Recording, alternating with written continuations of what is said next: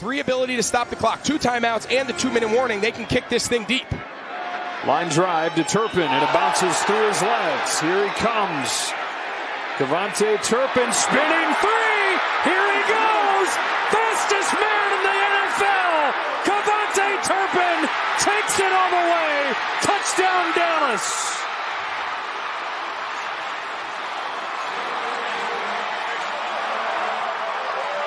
Dallas, oh, well, we got a kick return touchdown. Yeah, so watch. So he fumbles it, and now everyone just kind of starts checking down, and they just completely lose the leverage integrity of the return of the kickoff unit, and he gets into the open field, and it's over. You know the move on Madden. He hits the spin button to the outside. Oh, done. My God. I mean, look at that. I mean, Jeremy Reeves, then Jordan McGee, number 58. He just completely gets out of his lane inside, and you see him reach his hand out there, but that's not going to do it against a guy like this.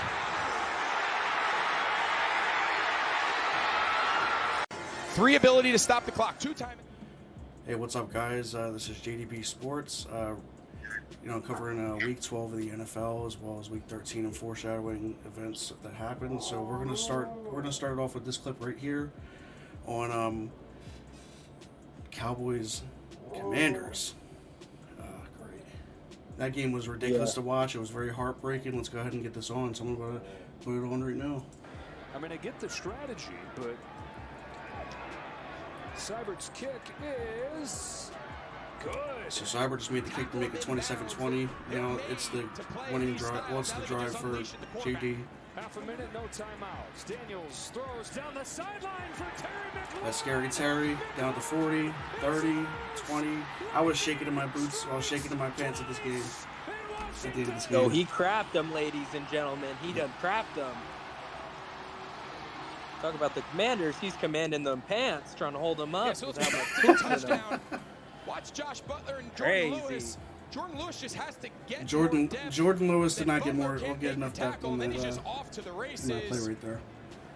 Just a complete That's crazy. It was breakdown. a straight quarters so with. much about defending the sideline that they forget to just Jason Witten's on here talking now about they gotta go 30, the same thing. 30 seconds. They got to go the length of the field for a touchdown. Just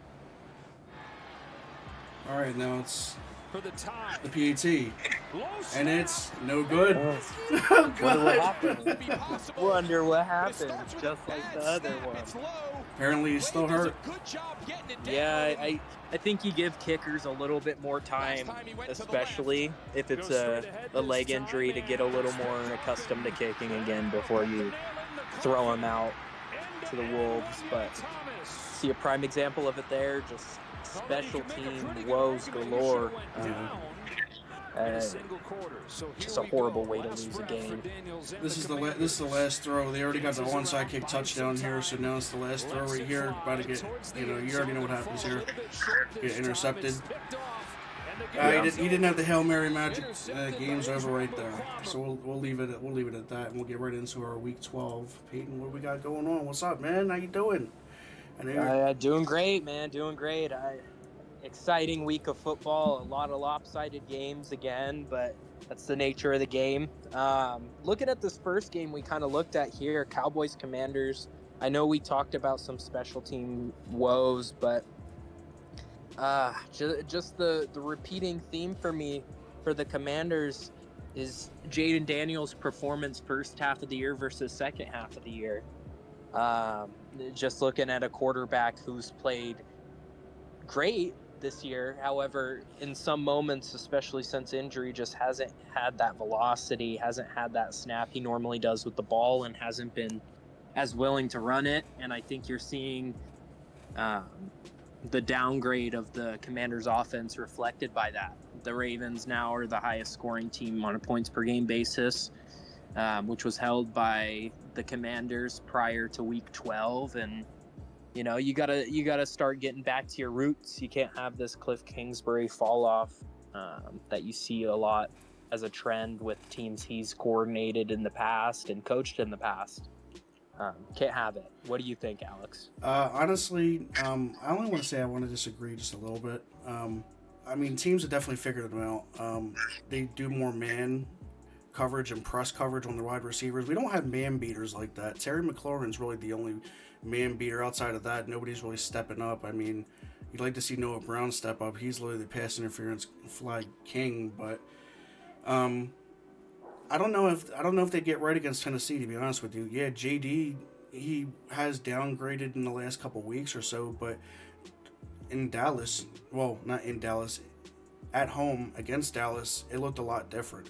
He actually did scramble on a 3rd and 12 and, you know, picked up the first down, and he looked fine. You know, the zip on his balls too, but I feel like it was more or less just scheme related on why, you know, teams have figured this out. It's literally like they want to run, you know, a screen or a run on first down. They know the quick game's coming. Instead of just doing like a play action deep shot, maybe on first down, we're too predictable on first and second down. But I don't know if we get right against Tennessee, to be honest with you, because, you know, they're one of the tougher defenses in the league now. I watched a podcast with B-Mitch in London talking about they're one of the highest ranked defenses in the league right now. Is that right? Yeah. Yeah, I as far as I know, their pass defense is really good, even with L'Jarius Sneed out. But they have one of the best defensive tackle duos in the league as well, and that's a big part why they won against the Texans this past weekend, is because the great defensive tackles. I mean, you got Jeffrey Simmons, you got Devondre Sweat, who they drafted in the 3rd round out of Texas, and you're looking at both of those players, and your eyes light up with the bull rushes they provide, and how low they get, and how they can bend around a couple of the tackles and guards they face as well. It's just, I think it's going to be a tough opponent for sure. And Will Levis is balling as of the last month. So, well, Marshawn actually practiced. Marshawn Lattimore, he practiced this week. I don't know if he's cleared to play, or if he's just going to stay questionable, or if it's a game time decision. But I feel like if St. Juice is starting, I think Mayo Man and Calvin Ridley they burn St. Juice at least, and they get their shots for sure. But I feel like it'd be a closer game than anybody anticipates. I feel like it'd come down to like a field goal or something at the end, really. But if you want to, we could take the one last thing about Washington right now. So, as you guys have seen on the screen, the Redskins logo has been circling as well with the rest of these NFL logos.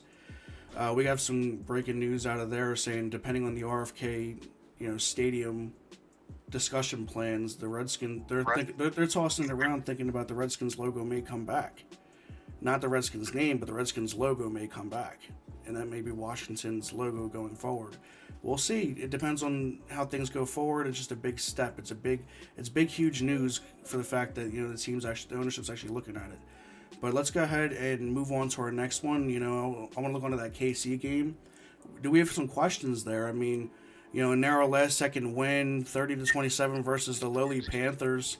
I know Bryce Young's playing hero, good football at this point, but still, I mean, it's the Panthers we're talking about. How many more close wins do we need to see from the Chiefs before they start losing games? Like, how many close nail biters? I know they're really a good team. They're a good team at finishing, a good team at execution for most parts. But do you think that they get the W against a team like a lowly team that they think that they aren't going to beat? Well, that they're going to beat, and then they come out and lay an egg. Do you think that they actually recover next time, or do you think it's going to be a recurring theme? My bad. Sorry. I do think it's going to be a recurring theme that they're in the close games. They do have a quarterback at the helm who hasn't been the best this year, and Patrick Mahomes not at the top of his game for his standards, at least. But yeah, you look at a team that their defense isn't lighting up the way it's supposed to over the past couple weeks. You have a bunch of narrow wins, especially, I know, jumping a little ahead here, but the Raider game this week. If the Raiders don't mismanage the clock there, they walk away with a chance at a field goal to win the ball game. And albeit 3 missed kicks earlier on by Carlson, which was fluky, to say the least. The Chiefs just keep getting in close games. They keep finding ways to win them, but come playoff time, I don't believe they're going to win them. So I kind of agree with you in that sense. It's going to fall apart at one point. Well, we'll see what happens on that one. We can go back to the Titans since they played the Commanders this weekend. But Titans versus Texans, 32-27, shocker. Like I said, divisional games are crazy. Any team, any record could win. Just like the Cowboys beat us this week, the Titans just beat the Texans in their first place in the division, I believe. Yeah. Mayo Man is slinging that mayonnaise. Slinging that mayonnaise is kind of crazy to say the damn least. But, let's see how he does this week versus Washington for sure. Yeah. And I mean, he's played a couple respectable games and everything. The turnovers and sacks are a big problem, though. You look at 20 sacks within your last 3 games. I think that's a glaring issue. Something you guys look to exploit this next upcoming week, because the Texans, they pressure at the highest rate in the league, I believe. Dante Fowler got they blitzed a ton, and they got a lot of productivity there. But timely turnovers and timely bad plays, penalties, etc. CJ Stroud not having the best year. Leaving the Texans at a crossroads a little bit. Yeah, let's talk about let's talk about another team in the AFC and the NFC. The Lions routing of the Colts, man. I mean, obviously it was to be expected, but how did they not put 50 up on the Colts? Yeah, I mean, the Colts are fighting for their playoff lives. I think there's a little more incentive to play hard and everything. They are a well-coached team as well, despite the bad defense. But yeah, just a bunch of rough penalties on the Colts side. You get drives started and everything. Anthony Richardson hits a great pass, and then you're dropping the ball on 3rd and long, or you're committing a bad penalty. Again, something that needs to get cleaned up. But yeah, great defense for the most part from the Colts. No, they played the running game a little bit rough, but you're always going to have that problem when you face Jahmyr Gibbs and David Montgomery. Yeah. I mean, you see it again on Thanksgiving a little bit versus the Bears as well. It's just run, and they find ways to win in creative ways. So shout out to the Lions. Yeah, speaking of that, we're going to get on that play that we have right now. Last game, as far as that goes, Vikings and Bears. Let's get on that. The end of the drive that killed Eberflus. Let's watch it. So we're watching the onside kick. They're up. They're down 27-24. Here we go. And that ball is loose. Was it touched? The Bears say they have it. Was it touched first by Minnesota? The Bears got it after they botched the recovery. And here goes Williams. Stepping up over the middle. That's a freaking laser. Down goes DJ Moore. 12 seconds. A 48-yard try. Perfectly puts him in field goal range. Yep, Cairo Santos gets that. Good hold. Good kick. Overtime. Now they're going to overtime. Let's go. Does he finally have a positive memory? Where it's just rough sledding. Yeah, 2nd and 9 right now. Williams back. He really does have good protection. Dang. Look at those heroics. Oh, he just got sacked. Down goes. Yeah, just a bad sack to take him out of range for anything special. That's something he does need to get better on as a rookie. Despite he played a great game against the Vikings. Darnold wide open at the 20. Hawkinson. Dang. Yeah, just sets him up perfectly in range. They just won in overtime. That's crazy. All right. Yep. What a good Thanksgiving, if I say so myself. I mean, all the teams that were supposed to lose did, and the teams that were supposed to win won, I guess you could say. So let's get back. All right, so I want to talk about the Bucs now. What was that? 30-7 win over the Giants. Poor Giants. I don't think Daniel Jones. Not much to say there. Just an ugly one where the Buccaneers are getting their groove back. Should be squared to go on a little run for the division and just beating on the Giants. Well, Brian Dable made the right decision in making DeVito the starter because Drew Lock did absolutely not with his doo-doo cheek behind. Man, screw that. I would not when Drew Lock is my starter, my backup, even my third string. He wouldn't even be the water boy in my league, to be honest with you. If I owned the team. Screw Would that be the case? Yeah, right. Fair enough. I mean, Tommy DeVito leading into that Thanksgiving game did have a little bit of a shoulder issue, so that lends it into it, and he was their emergency third QB if they needed one. Being cautious, more or less. Again, just not seeing much out of the Giants' offense. The defense is getting banged up slowly but surely. I mean, Dexter Lawrence out for the year, and some other key pieces as well in that secondary just getting banged up. It's tough sledding for the Giants. They're going to be in a fight with the Raiders for that number 1 pick. Jeez. I mean, just seeing how the Raiders lost that one to the Chiefs yesterday and to the Broncos losing by 10 at home, it's just it looks never ending for them. So, Giants, do you guys take Shedeur Sanders or do you guys take Cam Ward or what? What do you guys want to do? What do y'all want to take? Because honestly, I wouldn't take anybody. I wouldn't take any of them. I mean, you put them behind the Giants line and they're not surviving. I don't believe the Giants line is that good. That's just a standpoint, yeah. Like you said, the Broncos and the Raiders game. The Raiders just dropped a game. Sean Payton has that young man Bo Nix humming, man. The Raiders cannot stop a nosebleed right now, and I feel bad for Anthony Pierce. You know, Anthony Pierce was a good up-and-coming head coach and all that stuff, and just this year has just not been it for him. Yeah, he's getting fired for sure at the end of the year. At least he should. Yeah. Because his interim stint was some magic in a bottle that I think he didn't recapture this year. You look at poor clock management. You look at lack of accountability from a standpoint as a coach. Yeah, you have to have accountability. Your word is everything. Yeah, especially as the head of a football team, have to be a leader of men, and I just think he falls short. Hey, leader of men. Yeah. Gardner Minshew. Look, man. Gardner Minshew may look like a 70s porn star, but he literally. Good looks get you nothing when you're sticking up the football field, man. I mean, yeah, he still has his off the life persona, things like that, whatever he does. But literally, if you're stinking up your starting quarterback position with the plays that he's making, I don't know, man. Gardner Minshew, no Minshew magic here in Las Vegas. Let me not say Oakland to get messed up here. It was Las Vegas.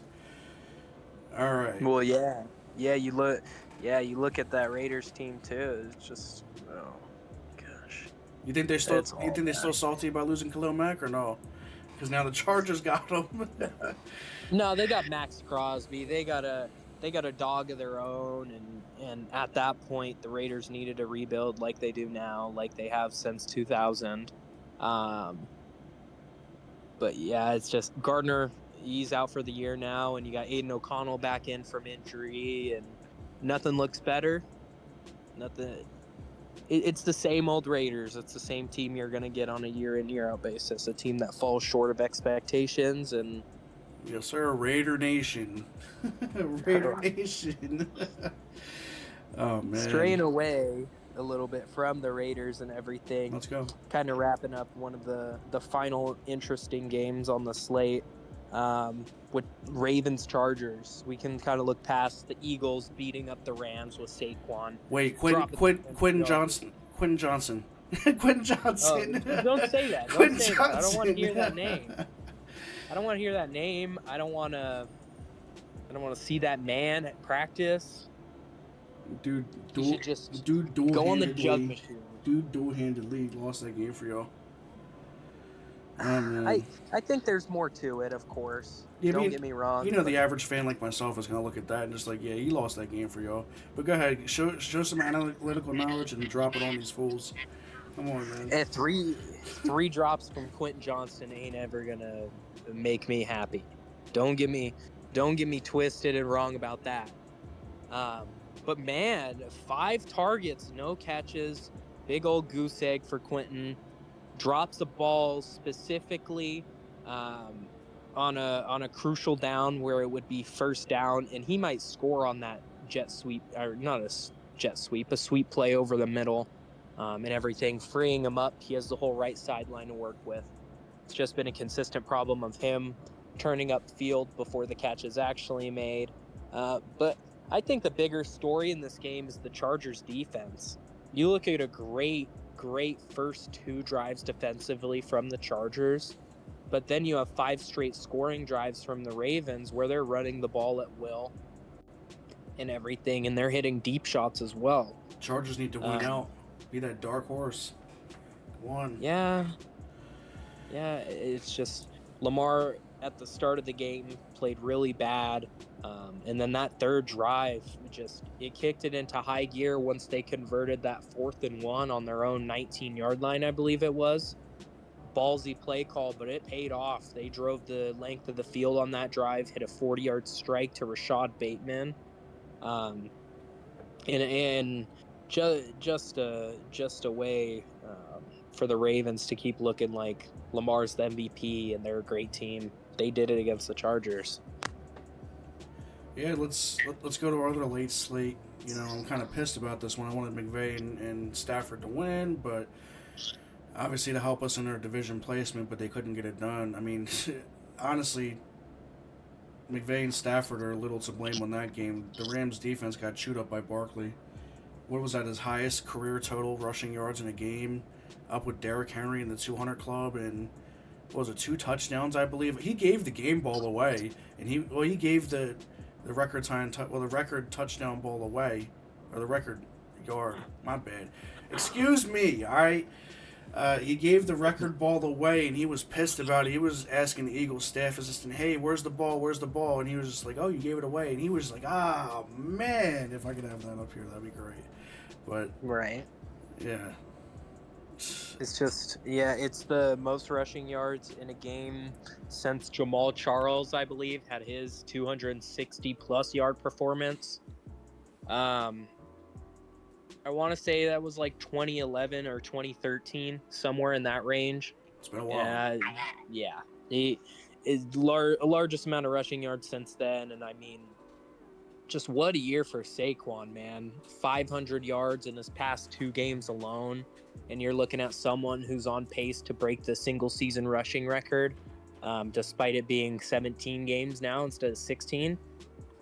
You got to give this man the Offensive Player of the Year. You got to look at him for MVP consideration. I don't think he'd win it, of course, but that Russian offense is definitely masking up some of Jalen Hurts' inequalities. But I will say, him game managing and Saquon Barkley rushing all over the place, even Jalen Hurts getting his rushes. It's a really good Eagles offense. And I hate to say it from the Commanders. Can y'all stop it already, please? Come on. We gotta beat y'all. We can't get swept by y'all this year, because I got Eagles fans over here that like to gloat and parade when they beat the Commanders in specific. My father, he's a Commanders fan, and his girlfriend is a Eagles fan, so it's kind of the same thing. That rivalry headbutts each other all the time, and I'm hearing from it. I'm hearing about it too sometimes. When I'm in contact. But other than that, stop winning, Eagles. We don't need to see you on the Super Bowl again. Come on. Don't nobody the Lions have anything to say about it. No, the Lions are gonna freaking take them back. And what was that Stephen A. Smith meme? He's gonna come up in there and wax your butt. Whoa! Dan Campbell and the Detroit Lions are gonna come up there and wax your butt.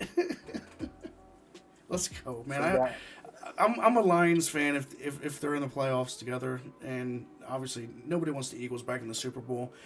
What's next? Philly's gonna burn down the rest of PA. They're gonna start flipping cars and trashing the rest of PA, because obviously they did enough in 2018 when they won the Super Bowl. So we don't need that again. With the way you're talking, you look like you're invited to the Diddy party. Oh man, crazy.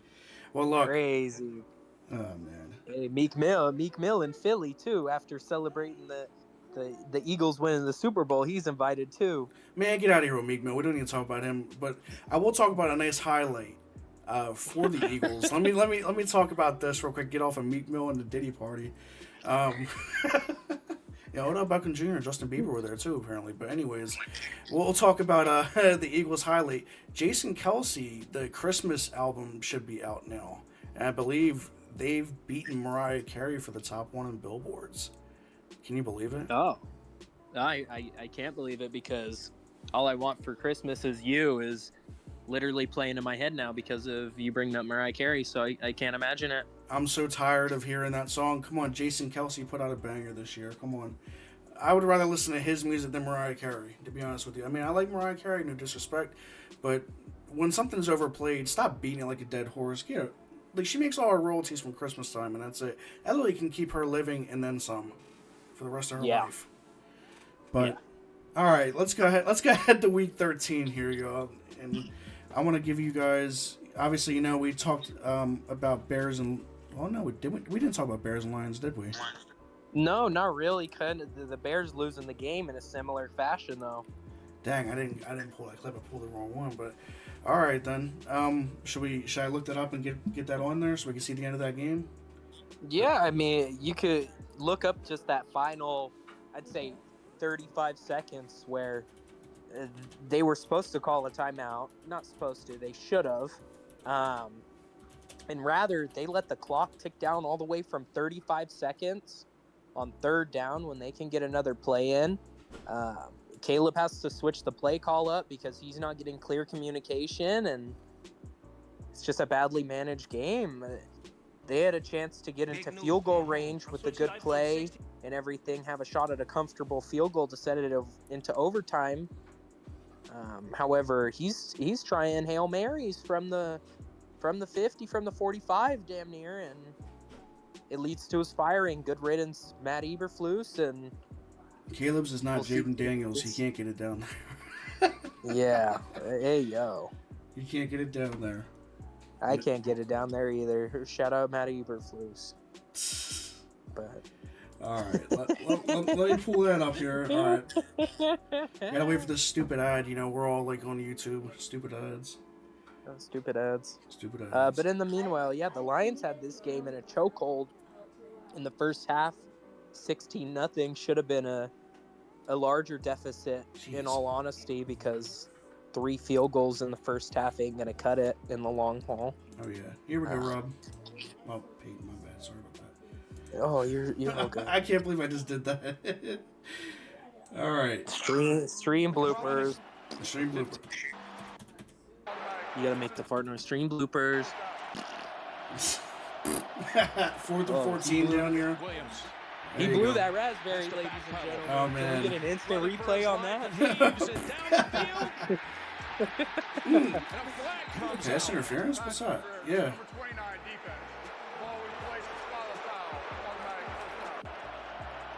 All right, so now it's second and 20 at the 35.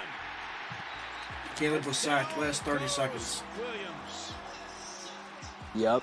And then here comes the disillusion. Yeah, he can't even get the play in. He's sitting there going like this with his head, like, can't get the play in. What's going on? They have a timeout. Why didn't Caleb take the timeout? I mean, I know it's not on Caleb, but come on. You better hurry. Oh, this is just because I think with their communication, they were trying to get a play in. Oh, wow. And, you know, he's thinking play. You know, and should Caleb himself have a better recollection of kind of what's going on in that moment? Yes, of course. And he didn't play his best game by any means, but yeah, it's just excruciating when you've had so many games you could have won just on the other side of a one-score game, and the Bears haven't done it to be competitive. Let's talk about the Toilet Bowl NFC East Thanksgiving game we had going on. I mean, yeah, it was a closer game than advertised, but Cooper Rush is actually playing somewhat efficient football, and I hate to say it. You know, it's 2 division wins in a row for him over the course of, 6 days? Yeah, I'm not falling in love with the Cowboys and the Cooper Rush train by any means. I'm not either. Screw them. I hope they crash and burn. I think Dak would have won these games. Don't get me wrong. But yeah, just a gross game. A couple garbage time scores by the Giants, making it a closer game in the fourth quarter. But this is a 3-score game going into the fourth quarter. I'm on my second plate of Thanksgiving dinner already. I'm worried about hammering down some more mac and cheese and getting some more ham on my plate rather than looking at the Cooper Rush led Cowboys. Yeah, exactly. I didn't even watch the game, to be honest with you. I'd literally just spent Thanksgiving with my family. I think we played some Fortnite and we ate. So we ate ham too. Okay. You know, my wife doesn't really like turkey that much, so we just had ham. I chastised her. I'm like, ham's more of a Christmas dish, not a Thanksgiving dish, in my opinion. But I like turkey. I'll eat both. But the thing is I watch this guy. You know Max the Meat Guy on YouTube. Have you seen him on TikTok or YouTube or anything like that? He does like a bunch of meat type videos. No, but I know why that's on your For You page or in your realm, because you be liking that meat, I guess. Hey, I don't know. No, it's because I'm fat. Meat man. Yeah, that's you. Hell no. No, it's because I'm fat. It's because I'm fat and I like food. I haven't seen him, though. What's up with him? Nah, he has a really good way to roast a turkey. You dry brine it overnight with salt, paprika, kosher salt, and things like that. You put butter up in the skin and roast that thing for like an hour. I don't remember exactly the temperature, but it when we had it last year, it came out so good, and it was my first year ever doing a turkey. So I wanted to do it again, but my wife was just like, "Nah, we'll get ham this time." I don't, she can't even eat ham, but she does anyway. She'd rather have ham, so we had ham, and it was pretty great. Okay. Did a really good Heck job yeah. on it. Heck yeah. If you're picking one, a turkey or ham, what you picking? If I'm picking turkey or ham, Yep, pick one. turkey, my dude, turkey with the turkey. gravy, turkey with the gravy. But she did a really good ham. She did like a sweet glaze, cherries and pineapples all up in there. It was so good. Yup, that's the way to do it.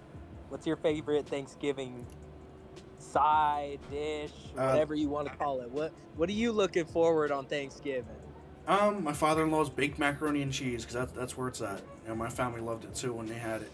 But baked macaroni and cheese. My mother-in-law, rest in peace. She did a great stuffing, and it had she had like chicken livers in there. She had hard-boiled eggs, oysters. It was good, dude. If you don't like stuffing, you have not had my mother-in-law's stuffing. My mother-in-law's stuffing was so good. To be fair with you, I haven't had stuffing in probably about 6 to 7 years now, I want to say. So my taste buds definitely could have shifted. You didn't like it? Is it textured for you or anything? You know, we're talking Thanksgiving meals here, but anyways, Thanksgiving episode, Thanksgiving edition, once a year. There you go. What's your least favorite Thanksgiving meal? Side, whatever you want to call it. My wife said turkey. Don't give me that cranberry sauce. Yeah, get that cranberry sauce the hell out of here. We don't need that crap. Cranberry sauce is garbage, man. And my wife says in turkey multiple times. We know in turkey, a good gravy will mask up the insecurities of that turkey. But yeah, maybe wet them feathers a little. Wet them feathers, yeah. No, I like crispy skinned meats, no homo. Anyways, yeah. I like crispy skinned meats. I know you like that crispy meat, Alex. I can see that color. You're gonna make me red. Oh my gosh, shut up. But back to the Thanksgiving games. Yes, Away sir. from the cranberry sauce, another thing that sucked on Thanksgiving was these damn Dolphins. Damn, yeah. Dolphins. Tua, in cold games, cannot get it done. Dolphins tasted worse than store-bought pumpkin pie, my dude. That game was bad. Yeah, I mean, 30-17 loss. Damn. I don't think the Dolphins had a run over like 15 yards. And I think their two biggest running backs, their biggest carry was like the sum of all their yards. Oh, yeah. Yeah, I know. I think most got like 19 yards or something like that. But the thing is they were playing catch up. Jordan Love and the Packers, they immediately stepped on their necks and went to it. It was touchdown. It was 24-3 at the half. Then the Dolphins finally scored a touchdown. But come on now. Yeah. Too late. You can't run. Yeah, I think the Packers are a legit team, and you're people are starting to see it now that they're stacking wins and Jordan Love's back, and Shout out just to think Chase this and team his is super Packers. balanced. And you look at a run game.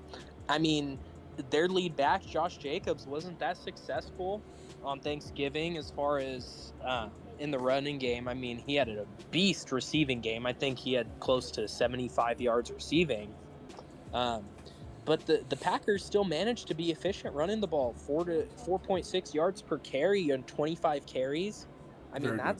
that's toting the rock a lot. That's being efficient, and then hitting your spots when you need it. I mean, Jaden Reed had 2 touchdowns. Tucker Kraft had a beast game, and Craig Kraft you mac and never know cheese. who it's going to be. Yeah. All right. So, The Dolphins. Do you think they make the playoffs? it's a tough one right now. They do have a slate of winnable games, though. I mean, they faced the Jets twice, you faced the Browns, and then you got 2 toss-up games being at Houston, facing the Texans, and then you're at home against the Niners. So you got some winnable games. As far as making the playoffs, though, I believe that the teams that are in it now stay in it, meaning I think Baltimore, if they don't win the division, they'll be a wild card team. I think the Chargers keep their place, Go Chargers. Let's go. albeit a tough schedule to end the year. And then I think the Broncos can clean up shop too and hold their 7 seed. Sean Payton's got them humming. I know a lot of people doubted him or whatever, especially after last year, Russell Wilson, but he's got Bo Nix. He's got Bo Nix, in one of the top discussions for offensive rookie of the year, right? Yeah. So Yeah, I would put Bo Nix probably 3rd right now yeah. in my personal rankings. But What's your personal rankings? Show him. Give them up. So number 3, I'll go of top 3. I think Bo Nix is number 3 for me. All right. You look at someone who's played excellent since week 4, especially, and I think he'll continue to be playing solid ball. I'll put him at number 3, and I'll put Jaden right above him at 2, because the Broncos, they're an above average offense, average to above average, but the Commanders' offense on the year is top 3. Not if we get on this cliff that they're talking about. Yeah, and I just look at a quarterback who's completely turned around the landscape of Washington itself. And yeah, I believe Jaden Daniels firmly is in that 2 spot. And then you got your number 1 guy, Brock Bowers. 3rd in receiving yards on the year as a rookie tight end. There's a spot for the Raiders. Yeah, that's their only bright spot. You look at a generational talent. 10 catches for 140 yards yesterday against the Chiefs, who are notoriously bad against tight ends this year. But man, oh man, this dude is a force to be reckoned with. I believe him to be the best tight end in the league already. And sky is really the limit with this man. I just hope they don't mess it up somehow. All right. Do you follow suit in your top 3 rookies, or where do you fall? It depends on how they play this week, but I'd say Bowers is 2. I still think Jaden's 1. I think it's the system that's really failing him right now. I still think he's there, Yeah. If he hadn't gotten injured, things, I feel like things would still fall off a cliff. Not because of his injury, but because of the cliff slump. Really. I mean, you only have Terry McLaurin on one side of the field and one side of the field only, just so they can run no huddle. He's not going to get the mismatches that he wants. It's always going to be, he's always on one side. It's kind of easier to defend against him. You can put a safety over there. And it's like, he's gone. He's done for the game. Yeah, 100%. You can definitely game plan against the Commanders pretty easily right now. Someone said a few weeks ago, simplistic college offense of the Commanders, right? I think it was Rob, right? Mm-hmm. I don't believe it. I still don't believe it, but I can see if Jaden Daniels is easy to game plan against, and the Commanders' offense is easy to game plan against, then it may be simplistic. But college, I don't know. I mean, here's the thing. Cliff in his Arizona years had Kyler humming for a little bit, and he's the same makeup as Jaden is. Of course, Jaden being a little bit taller. Little in bit. What do you mean? stature. A lot of bit. I mean, Kyler is a shorty to say the least. He's a Cheeto eating, but Call of Duty kudos to playing him. shorty. I mean, he's a shorty who can ball, so I'll give him that much. And he just fell apart every single second half of the year with Kyler. So it's just, as of now, I believe, because Brock Bowers is the best player at his position. He's the best rookie at his position. I have to go him. Okay. If Jaden was, of course, he's not going to be the top QB year one because no one ever is. And it's a little more of a complex position to get good at. However, he's still firmly in that 2 spot for me. And I think, again, the Commanders are ahead of schedule. So anything done this year, I just see as a positive, even if they somehow lose out. I hope we and don't. go 7-10. I don't think it will happen either, but I think it would be just a win seeing that progression and seeing what you have in a franchise star in Jaden. So I don't think him losing Offensive Rookie of the Year would be anything bad going forward, per se. I get you. And I agree. You mind if I shift topics a little bit? We're going to go over here. Oh, shift topics. All right. We're done with all the games, so we're kind of looking ahead, doing our due. All right, so let's hit the breaking news first, and then we'll come back to what to watch for in Week 13, because I have a few games on the slate to watch for. But breaking news, obviously, Eberflus is canned. We already know that. I mean, I'm pretty sure most of y'all already know that watching. But yeah, Washington strongly, like I said, this is what I said before, Washington was strongly considering bringing back the Redskins logo, barring the old RFK site discussions. It'd be huge for our fan base. I still have Redskins memorabilia, the Sean Taylor jersey. My wife has a 75th anniversary jacket that my father gave me, but it's too small, so we're still keeping it in, and she's using that. Chiefs clinch a playoff berth with their win yesterday, and James Conner was extended. I don't have the contract details exactly, but I just know what was it, like 3 years, 3 years? Do you know anything? It's a 2-year extension. 2-year, okay. 2-year extension. And in Lions, Malcolm Rodriguez out for the year with a torn ACL, hit that linebacker room. So yeah, add that to Alex Anzalone, and that's a super thin linebacker room at this stage in the year. Dyslexia kicked in for me. Every time I see Anzalone, I think anal zone, which is kind of gay, but we don't even talk about anal zone. Don't take C in the name to think about that. Shut. No homo here. I want to block that out right there. I support what everybody does. You can act the way you do. Just, I'm straight. We're cool. But that's what I see. I guess dyslexia kicks in when I see him running around. But anyways, off of that breaking news, I mean, do you have any more news to cover right now? Because I think I just got the James Conner one this morning, really. I haven't seen anything else. It's been pretty light.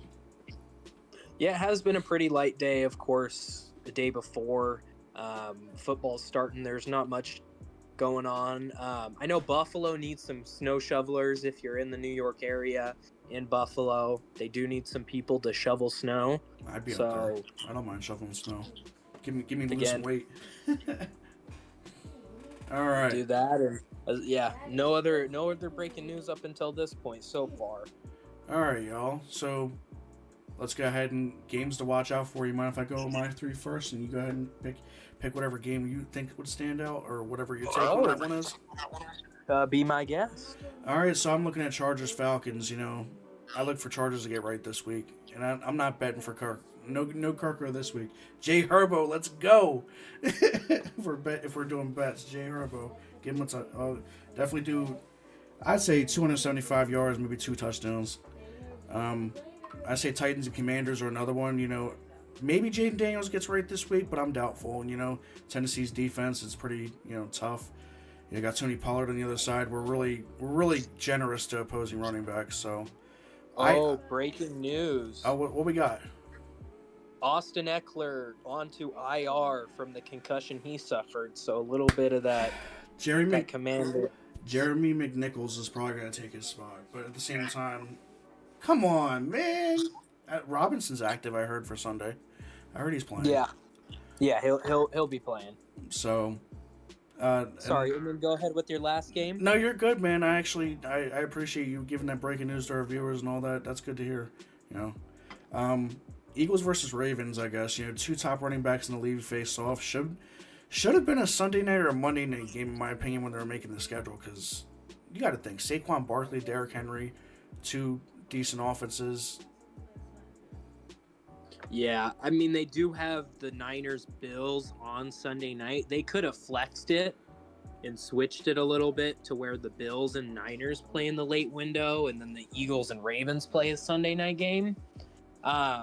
But yeah, they were just predicting that, Brock Purdy, Niners, they're going to be a little better than they are up to this point. I mean, they're a losing football team, so. All right, give us your three, my dude. Or give us your takes, I should say. Well, I was going to go with, of course, Eagles-Ravens. That's a little more obvious of one just because it just pops out on the screen. You're like, oh, two powerhouses, and very well it will be game of the week. I kind of like this Cardinals-Vikings game a lot. You look at two teams that do things that just headbutt each other, and the Vikings blitzing the ball so much and everything like that, and how they have to sneak people back in coverage, and the Cardinals also running the ball so well. That's just going to be a clash in itself. Cardinals off a bye week. It's Cardinals not off a bye week. My apologies. They faced the Seahawks and won. And lost. My apologies. 16-6 last week. Hey, you're not gonna get fired over here for that. We all make mistakes. We're all human. A little more of a get right week. It's been a while, so. But yeah, I think the Cardinals could put on a performance in Minnesota. I really like the Steelers-Bengals game. Any AFC North matchup I get excited for. You're gonna see tough football. And the Bengals and Steelers always play close. They always play 3-point games. And I think this game is no different with the Bengals being at home and also being favored. Oh, wow. Yeah, that's looking to be a trap game. So I like that one. I like Cardinals-Vikings. And then a little bit of a sleeper game that I like a little bit is Buccaneers-Panthers. It's a weird one. The Buccaneers are playing with their playoff hopes on the line, and I think the Panthers, who knows where their season's going to head these final couple weeks, being 3 games back in the division, giving Bryce Young more of a leash and everything like that. I think he plays nice, and I think that's going to be a really close game. Good takes, man. So, if we have to do picks or whatever, I'm definitely taking minus 1.5 for the Chargers. Definitely have them winning, for sure.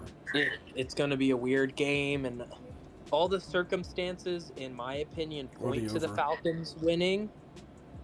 But, I'm a Chargers fan, of course, and my bias staying out of it is just going to be staying out of betting that game in general. In my opinion. Of course, you're not a Chargers fan, so you do as you please because you have no bad juju over what happens. All right, then I'm taking the over for that game instead. That's better than the 1.5. Over 47.5. Well, 47.5 points. And I'm going to pick one more. Obviously, J.K. Dobbins is also out Sunday too. He's on IR as well, like Austin Eckler. So you think Ladd McConkey gets the extra targets or what? I know obviously they're not going to run the ball. J.K. Dobbins, he's out of the backfield, so I think Kamani Vidal and Gus Edwards, of course, will be a lot more involved. There you go. Hopefully Vidal takes over the majority of the carries as we proceed with the season. But yeah, Ladd's been a focus for us on offense, at least just getting the ball to him in the quick game and letting him work after the catch. He's been Herbert's safety valve as of late. Him and Will Dissly, of course, not the best options by any means, but definitely more of a safety valve. It's going to be a good game. Let me give you guys my riskiest pick. Okay, so this is going to be my last one. So my riskiest pick, I want to go Brian Robinson touchdown, but my riskiest pick, is going to be Cleveland Browns money line. Cleveland Browns money Really? line. Yeah. I don't know. I like Jameis Winston. You know, obviously EW, the character. I'm not a believer. You're not a believer? Yeah. I'm not a believer. I feel like Browns overlook him a little, and not Browns. Browns overlook Browns, right? No, Broncos. Broncos. Broncos overlook the Browns a little. And I feel like Jameis Winston makes them pay. Okay. What his outlandish freaking sports takes, man. What the hell did he say? I know EW is one of them. What was he talking about? Like he gets on like the prayer god or something. What was he talking about? He talks about a lot of things. He talks about God a lot, and shout out to him. He's happy to be living. He talks about anything. Yeah, he's literally everybody. What everybody wants in a football player. He's just out there. He doesn't care. He's out there to have fun and play around and get some wins or whatever he's trying to do. But good for him, man. We love a kindred spirit in the league, and not somebody who's just sitting here all stone faced like, yeah, I did this or I did that or come on. We don't want to hear that. We don't want to hear scripted crap coming out of the halftime. It's all stupid. It's all like, oh, what did Mike McCarthy say about this? Or what did, Marvin Lewis say about that when he was back in the league? Who cares? Like, stop being so scripted. We don't care. Other than injuries, have a little pizzazz. Make something funny. Yeah. Make a joke out of something. Come on now. Yeah. No, I tend to agree. Wholeheartedly. You got any picks for us, bro? Yeah, I'm taking a look at a couple right now that I like. First one is just going to be Seahawks money line. You look at a game that's even against the Jets. They do have to go on the road and everything like that, which I do see and everything, which would be a little bit of a challenge for them. But I think the Jets are a terrible football team, and I think Aaron Rodgers washed. I'm going to say this every week. Rodgers is washed. I don't know. I don't see a lot with them. I see a team that's falling apart and everything, and then the Seahawks seem to be on the up and up, winning their past couple, and their defense looks a lot better over those games. They've gotten their edge rushers back. So I think they win there, and I think it's kind of disrespectful to give them an even line against a team like the Jets. Could be a little trap-esque of a game. You think Geno Smith carries the turnover woes or whatever this week? Yeah, I don't think so. Just because the Jets' defense hasn't looked up to snuff after firing Saleh earlier this year. So Saleh was not the issue. We already know this already. Yep. Clearly not. Just like Daniel Jones wasn't the problem in New York, but I mean he was a big problem. But at the same time, this is why you guys have backup quarterbacks and third string quarterbacks. You guys have to sign NFL caliber players instead of having,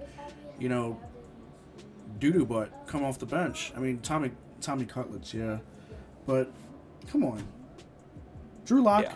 you couldn't have done better. Right. There's so many people that be in the league playing right now, like Cam Newton. No, I'm just kidding. Cam Newton or Colin Kaepernick. Come on, get him in here.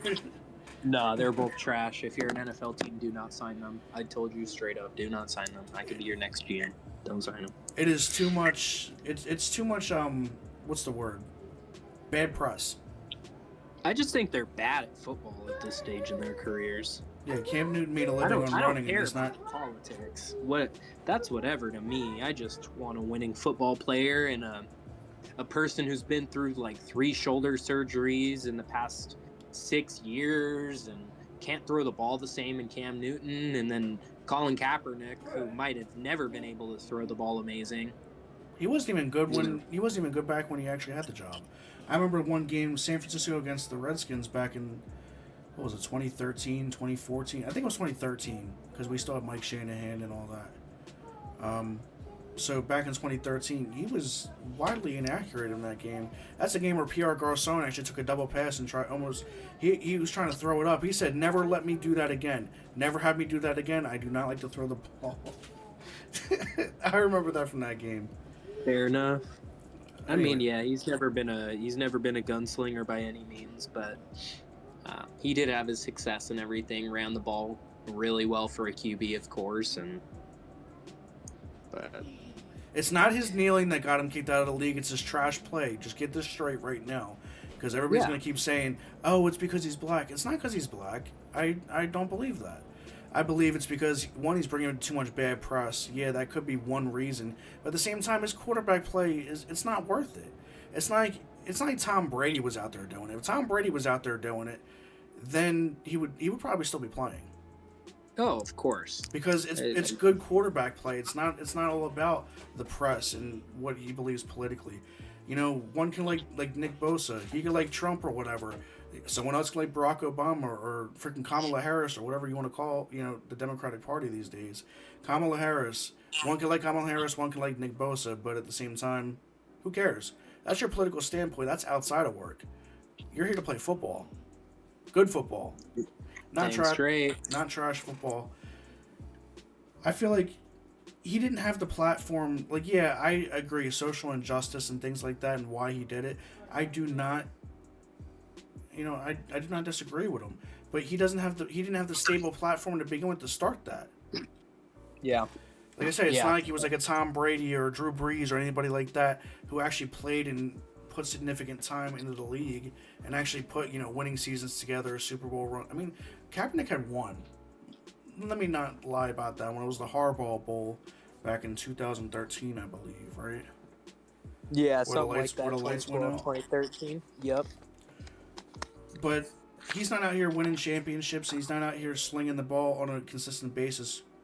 Right. Mm-hmm. Literally, I think he was the product of that offense that he had. What was it, Greg Roman back in the day? Yeah, Greg Roman. Oh goodness. Goodness gracious me, you have him now. You guys have him now in the Chargers, don't you? Yeah, and I don't like the man per se. Jeez. Just because he just a very predictable offense. No, we got about 3 minutes here. Do you want to wrap up? Do we want to wrap up earlier? Or do you want to hit some NBA? I mean, we can hit some NBA next week if we have to, but I need a busy schedule. All right, go ahead and give us a rundown on what's going on. Well, with the NBA in general, I just, what's it called? It's been a lot of a top heaviness. You got your heavyweights, and then you kind of got everyone else. Out in the East, it's basically 3 teams right now are doing really good. And then you got the Knicks, who are heating up, and they were expected to be really good prior to the year. But you got Cleveland at 17-3. They've been playing great ball, especially against divisional opponents, especially at home. They're 10-1 at home, so they've been playing their ass off.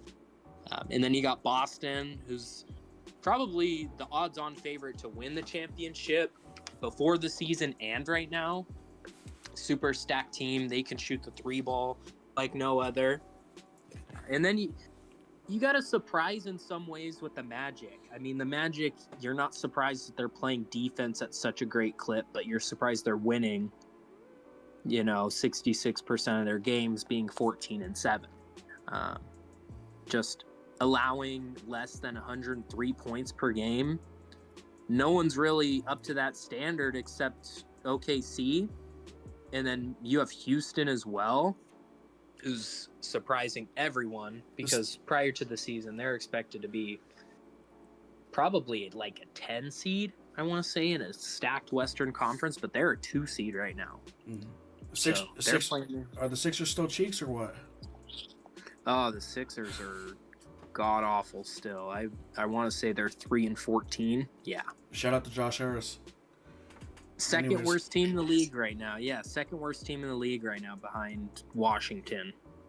Oh, not the Wizards. God, man, come on. Can Washington do anything right?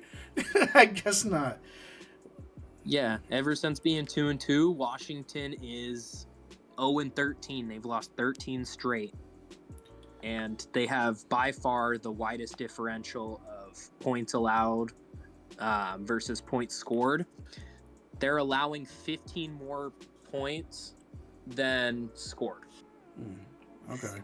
That's gonna be my team because I'm a Washington Commanders fan, Redskins fan, whatever you want to call them.